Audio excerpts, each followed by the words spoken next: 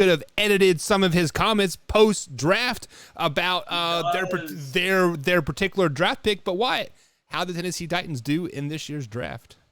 Well, basically with round 1, pick 1, they traded away A.J. Brown and drafted an unproven and unleague tested A.J. Brown and Treylon Burks. So right there off the bat, I was kind of scratching my head. I did not expect A.J. Brown to even possibly be moved. I have 2 friends, Ryan and Carlos, who are big Tennessee Titans fans. They were over here for the draft. And Carlos just went silent for probably 5 to 6 minutes. He just didn't say anything because he was just so in shock that they moved A.J. Brown and nobody expected it. So, and then they decided to pick Treylon Burks, which Treylon Burks is a good wide receiver, and I think he's going to have a good NFL career, but he's not A.J. Brown, at least yet.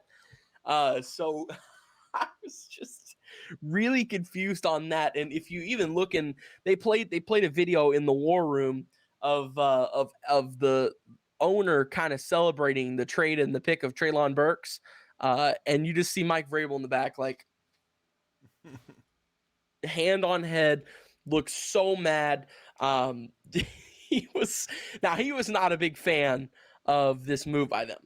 So after that, then they get Roger McCreary, cornerback out of Auburn. And I like this pick, adds to their defense. And I think McCreary is going to be a good cornerback who really kind of fell, and a lot of people weren't really looking at a lot. And I think he had a really good career at Auburn. So he's going to be the day 1 impact guy for them. Round 3, the Tennessee Titans hit it out of the park. I mean, absolutely annihilated it. It was incredible. Their third round was so good, it's unfair. First off, at pick 69, they got Nicholas Petit-Frere, offensive tackle out of Ohio State. And we can even ask our guys then, Petit-Frere is a beast. He is a beast. He's a great offensive lineman, and he's going to pair so nicely on the other side of this offensive line with Taylor Lewan. So right there, automatically, they're off to a good start. So then at round 3, pick 86, they get the best quarterback in this draft. You heard me. The best, capital T-H-E, the best. D. Wyatt Williams says that Malik Williams is the best quarterback in this draft. He is. Round 3, pick 86, they get the best quarterback in the draft. It's that simple. I don't need to say anything else. His deep ball is cheese. It is easy like Sunday morning. It's something of just, I don't even know. It's beautiful to watch. It's poetic. It's incredible. And he does it with such ease. He flicks his wrist and the ball goes, 60 yards down the field and is on a dot, exactly where it needs to be. And on top of that, he's got the mobility to be able to scramble and pick up yards that way. He's not a liability because he's a mobile quarterback that can't throw like most mobile quarterbacks in the NFL. He's got an arm. He's really, really got an arm. He's got that 13-3 Lamar Jackson arm that everybody was like, oh, can Lamar Jackson work it out? Malik Willis has already got that arm. He's already there. He's already established it. And on top of that, he's got the mobility of, I would say, Kyler Murray. So I think he's going to be great. I think that the Tennessee Titans were geniuses for being able to select him in the 3rd round. I mean, Ryan Tannehill's already on his way out, and his stupid comments probably got him 1 year less in Tennessee. Whenever he's gone, Tennessee is going to have a good quarterback. They're going to have a good quarterback to rely and sit back with. I wouldn't even be that surprised if Tannehill comes out this year and plays terribly and they just throw Malik Willis in. They're like, hey, look, it's time. Just go do your thing. So I will say, for them to be able to get the best quarterback in the draft at round 3, pick 86, and a guy who I think will be in the league for a long time, that's huge. I mean, that's huge. So, bang. That's huge right there. At round 4, Hashon Haskins, running back, Michigan. Another guy who I think that will fill in nicely whenever Derrick Henry's not on the field. When he's on the field, though, I can promise you Haskins will not see a single snap. That's just not going to happen.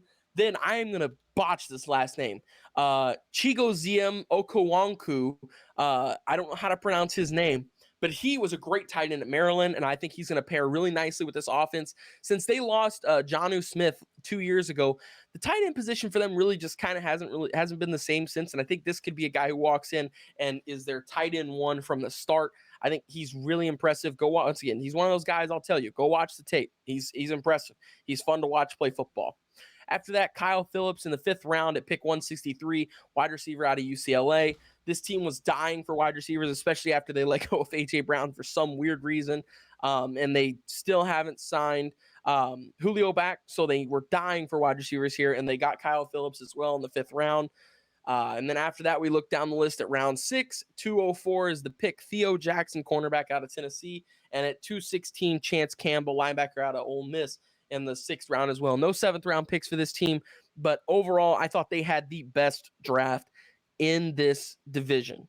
I forgot that they were in this division earlier whenever I said that the Texans had the best draft. I was wrong. I was 100% wrong whenever I said that. I was incorrect.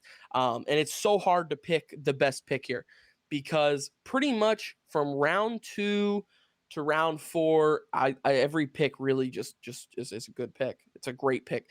Round 3, like I said, the best pick here has to go to one of the 3rd rounders, and I'm going to give it to Malik Willis because I think they solved their quarterback issue going forward with that, and they solved it with a 3rd rounder. They only got to pay him $5 million a year. If he would have went in the 1st round in the top 10 like he was projected, possibly even top 5, he'd been making $30 million a year. Right. I mean, it's, so for them to be able to get him for 5, a fraction of the cost, and they'll have him for 4 years and then a 5th year option, which in the 5th year option, if they did keep him, they'd have to pay him top 10 quarterback money. But for 4 years, this guy could be your starter possibly, and you're going to pay him $5 million a year. Wow. You have no